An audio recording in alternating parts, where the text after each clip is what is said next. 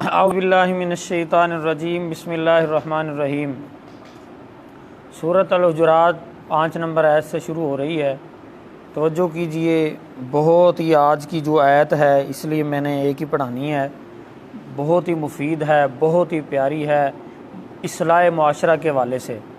या अय्युहल्लज़ीना, ए लोगो आमनु जो ईमान लाए हो, इन जाअकुम अगर लेकर आए तुम्हारे पास फासिकुन कोई फासक भी नबाइन कोई ख़बर, फ़तबय्यनु तो तहकीक कर लिया करो, अन कहीं ऐसा ना हो कि तुसीबू तुम नुकसान पहुँचा बैठो कौमन किसी गिरोह को, कौम को, बिजहालतिन नादानी की वजह से, जहालत की वजह से, फ़तुस्बिहू और होना पड़े तुम्हें अला मा फ़ाल तुम अपने किए पर नादिमीन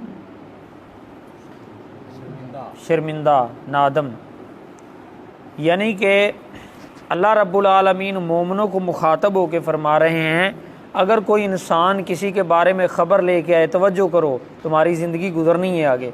अगर कोई तुम्हारे पास कोई ख़बर लेके आए, मसलन एक मिसाल के तौर पर कोई बंदा आकर कहता है को फ़लाँ जो है तुम्हारा दोस्त है या जिसके साथ तुम्हारा तल्लक है वो तुम्हारे बारे में ये ख्याल रखता है, यानी कि बुरे ख्यालात वो इजहार करता है, बजाय इसके कि हम उसके पास जाएं, उससे तहकीक करें, हमने उसकी बात सुनकर हमने जनाब उससे नाराज़गी का इजहार कर देना, हम उसको बुरा भला कह देते हैं यार ये इस तरह का इंसान है।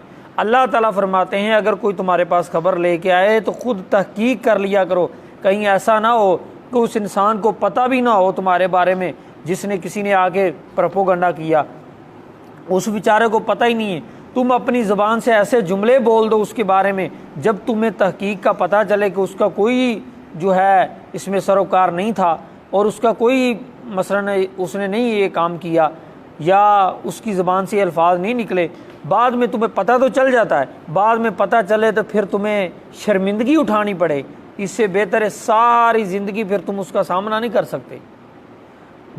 जितना भी दोबारा तुम्हारा उसके साथ ताल्लुक़ हो जाए पर वो पहले वाला नहीं रहेगा, क्योंकि तुमने यकीन ही नहीं किया। यार आज हमारा माशरा क्यों ख़राबी की तरफ जा रहा है, क्यों ख़राब है हमारा माशरा, घरों के घर तबाह हो गए, उसकी वजह बग़ैर तहकीक, चाहे मसाजिद हैं, मदारस हैं, घर हैं, हर लड़ाई झगड़े क्यों हैं।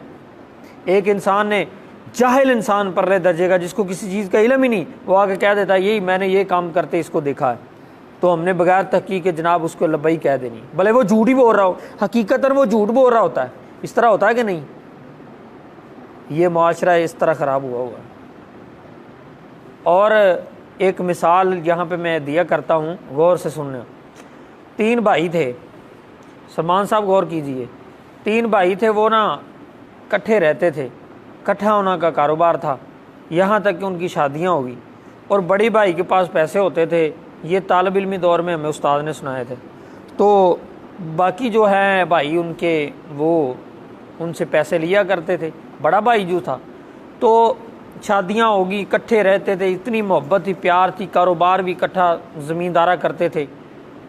वो जो है एक महल्ले की औरत, वो जो सबसे छोटा भाई था उसकी बीवी के पास आती जाती थी, औरतें अल्लाह माफ़ करें, उसने उसको जो है वो बातें करनी शुरू कर दी, ले तू जो है वो तुम्हारा जो खामद है वो तो मोहताज है।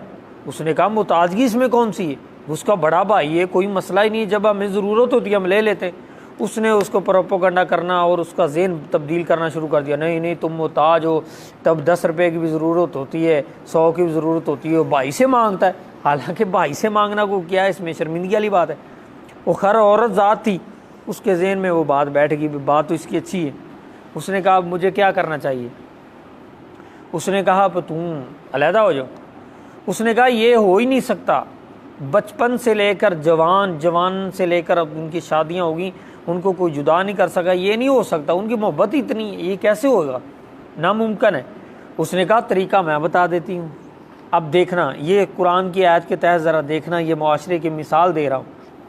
उसने कहा तरीका क्या है, उसने कहा जब वो तीनों भाई सुबह खेत में काम कर रहे हो ना, तो तुमने उधर जाना है, जाकर तूने अपने खामद को आवाज़ लगानी है, अपने पास बुलाना है, उसके बाद उससे जो भी तूने बात करनी है या नहीं करनी, बस उसको बुला के ना तूने 1-2 मिनट के लिए बुलाना है, फिर वापस आ जाना बस। उसने कहा इससे क्या होगा? उसने कहा आगे छोड़ दे, इससे क्या होगा? उसने ऐसे किया, बाहर गई, वो तीनों काम कर रहे थे, उसने अपने खामद को बुलाया। वो कभी बाहर निकली ही नहीं थी औरतें उनकी, तो वो एक दफ़ा तो हैरान हुए भी ये अचानक क्यों आई बाहर।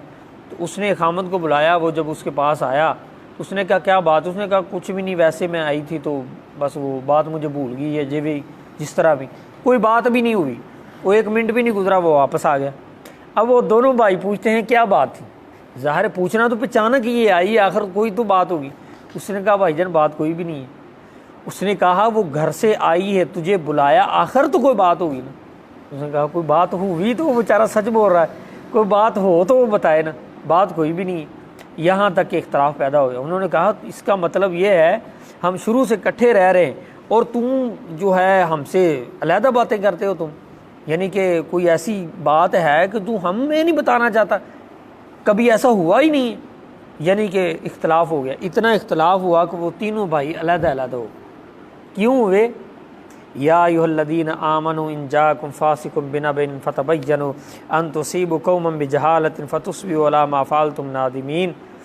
एक गलत फहमी का शिकार होकर, एक गलत फहमी की वजह से हैं, इसलिए मेरे भाइयों हम मुआशरे में रहते हैं। खुदारा मैंने देखा है अपनी आँखों से और तजर्बा है, 20-20, 30-30 साल की मोहब्बत, आपस में प्यार करने वाले भाई भाई रह जो है बन के रहते हैं।